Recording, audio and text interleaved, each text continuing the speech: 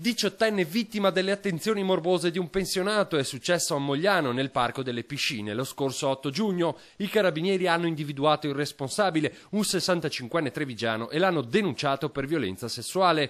La ragazza, studentessa di origine argentina, era seduta tranquillamente su di una panchina. L'anziano le si è avvicinato ed è iniziata una discussione. Poi il raptus. All'improvviso l'uomo, sposato, incensurato, ha aggredito la giovane, prima stringendola con forza, poi baciandola in diverse parti del corpo. La 18enne, terrorizzata, ha trovato la forza di urlare e di divincolarsi dalla morsa del pensionato prima che questo riuscisse a fare qualcosa di peggio. L'uomo si è allontanato di corsa, ma le indagini dei militari dell'Arma sono comunque riuscite ad individuarlo grazie ad alcune testimonianze e ai filmati delle telecamere piazzate nella zona. L'uomo, portato in caserma, si è giustificato dicendo che si è trattato di un momento di debolezza, una tesi che ora dovrà sostenere davanti alla pubblica accusa.